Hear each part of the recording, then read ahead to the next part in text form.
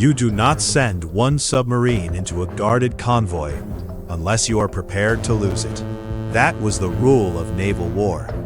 Convoys were moving fortresses crossing hostile oceans. Dozens of freighters packed with fuel, ammunition, food, and troops. Around them, destroyers circled continuously, sweeping with sonar and reacting to the smallest trace of danger. Depth charges waited beneath the surface, ready to turn water into instant destruction.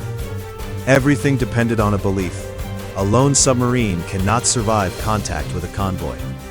For most of the war, that belief held true. Submarines struck from the darkness, fired their torpedoes, and escaped before the counterattack arrived. Survival meant disappearance, not endurance. No commander expected a single boat to break layered defenses and remain inside the fight once detected.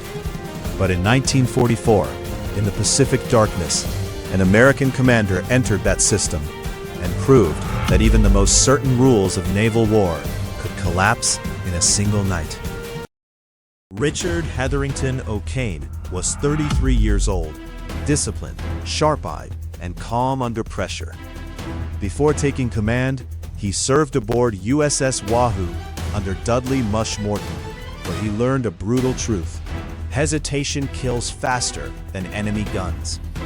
Now, he commanded USS Tang, a Balao-class submarine, 311 feet long, diesel-electric, swift on the surface and deadly below it. 10 torpedo tubes, skilled crew, steel compartments thick with oil fumes, sweat, coffee, and battery acid. Every sailor knew one cracked valve or one accurate depth charge could flood the boat in minutes. By late 1944, Japan was weakening under relentless American attacks, yet supplies still moved by sea. Every convoy reaching the homeland meant planes fueled, guns loaded, and troops fed. O'Kane entered the crowded Formosa Strait, knowing escorts were waiting. Then hydrophones detected propellers, many screws, closing fast in darkness. October 1944. Night closes over the Formosa Strait as USS Tang hunts in black water. Japanese commanders trust the usual rule. Escorts guard the freighters, destroyers watch for periscopes. If a submarine attacks, force it down and destroy it. But something is wrong. The attacker does not vanish. O'Kane surfaces for speed and races into position. Shakes emerge through rain and darkness. Freighters, tankers, escorts, a convoy moving with confidence. He closes the range, 3,000 yards, 2,200 yards, 1,500 yards. He sights a loaded transport. Fire. Torpedoes race ahead. Seconds drag. Then flame erupts from the freighter's side. Steel buckles inward. Cargo detonates. Panic spreads instantly. Escorts turn hard, searching for an enemy they cannot see. Searchlights slash through smoke and rain. O'Kane is already moving. He cuts across the convoy's front and fires again. A tanker erupts low on the hull. Burning oil spreads across the sea. Now the hunt reverses. Escorts charge toward Tang. Klaxons scream inside the submarine.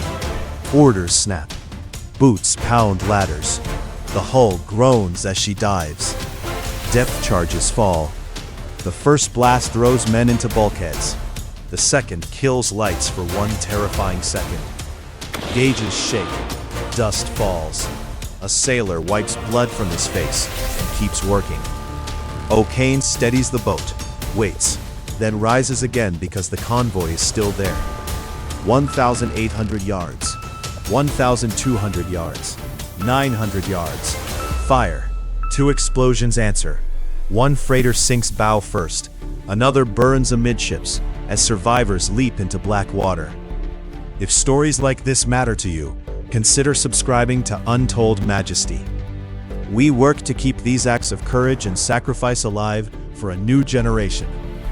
By dawn, convoy ships burn, sink, or drift helplessly, while escorts circle smoke columns in confusion. The hunted have become the hunters. one submarine has turned an organized fleet into a graveyard. What Japan did not understand at first was that this was more than one lost convoy. USS Tang would become one of the most successful submarines of the Pacific War, credited with sinking 33 enemy ships in a remarkably short career. Every freighter destroyed meant less food, less fuel, fewer shells, and fewer reinforcements reaching the front. The true damage was strategic paralysis. Armies across Asia depended on maritime lifelines. When submarines like Tang severed them, factories slowed, airfields stood idle, and remote garrisons began starving. Convoys grew larger, slower, and more fearful. More destroyers were diverted into escort duty. Routes were changed, schedules delayed. Precious fuel was burned, protecting cargo that still vanished beneath the sea. Japan now faced an impossible choice: guard every route and weaken the fleet elsewhere, or risk disaster again.